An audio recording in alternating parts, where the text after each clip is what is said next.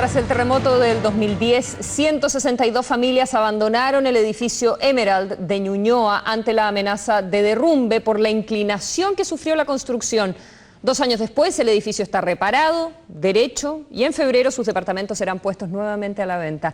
La historia de lo que se pensó sería una tragedia y que se convirtió en un hito de la ingeniería en la siguiente crónica de Juan Carlos Campos.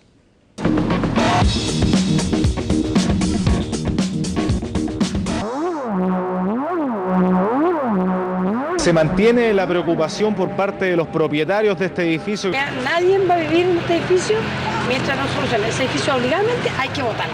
Nosotros nos dijeron que desalojaron porque se está cayendo el edificio. La compañía está evaluando cada una de las propuestas de forma muy consciente.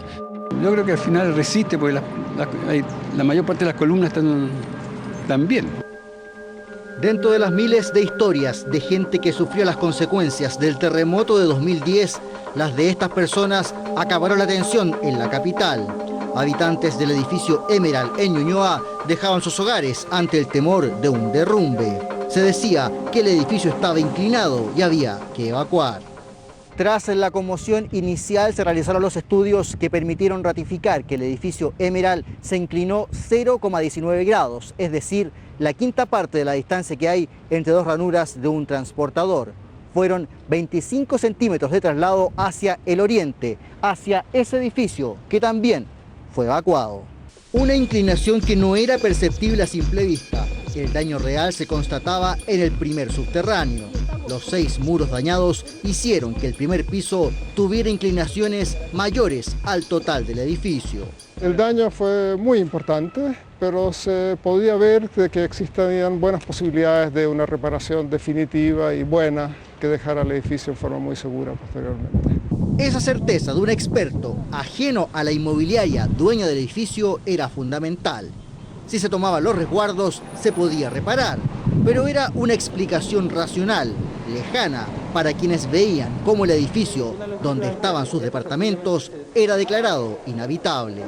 A 6 días del terremoto preparamos una propuesta clara y concreta para que los clientes pudieran decidir si querían mantenerse en este mismo edificio, trasladarse a otro edificio de la compañía o en una tercera opción es que nosotros les devolveríamos el dinero que ellos habían invertido en los departamentos.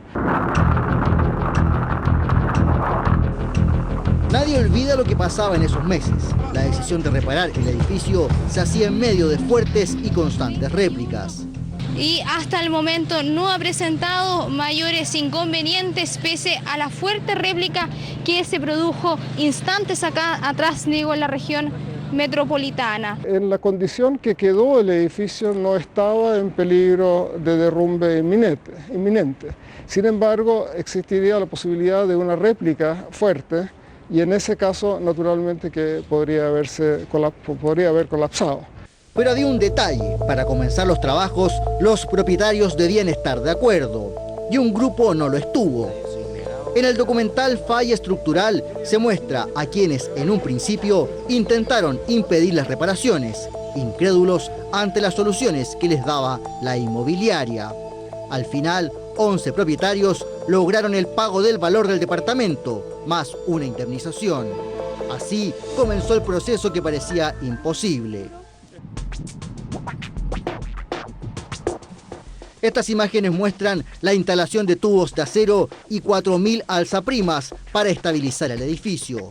A eso sumaron tubos diagonales para soportar los movimientos por las réplicas.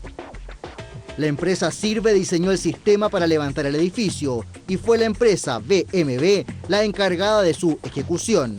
Adicionalmente, Santolaya Ingenieros, además de IEC Ingeniería, asesoraban a la inmobiliaria, todos pensando cómo levantar sin destruir.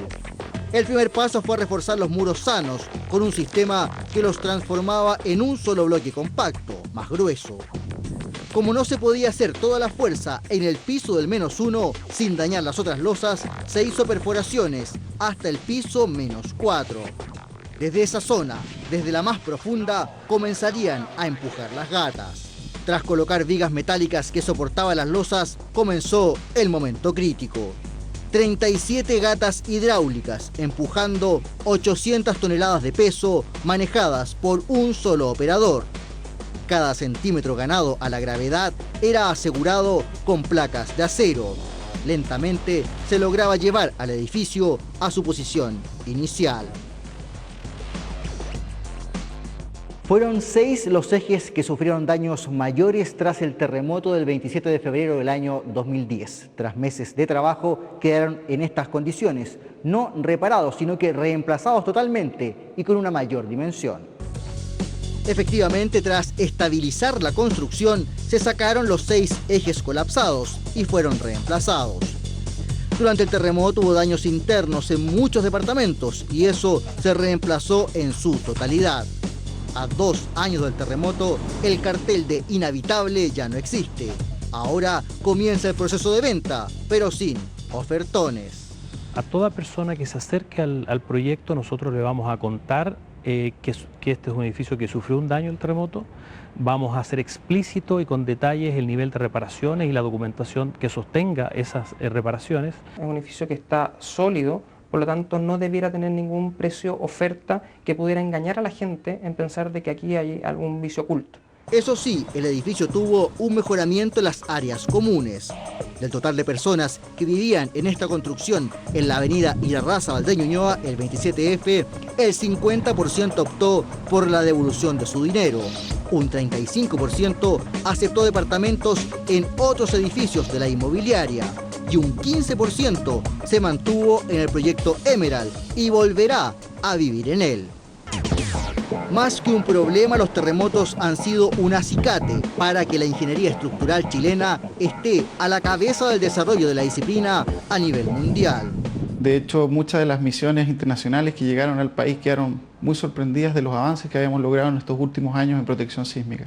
Sin nada que enviarle a Estados Unidos, Japón, y Nueva Zelanda y Europa.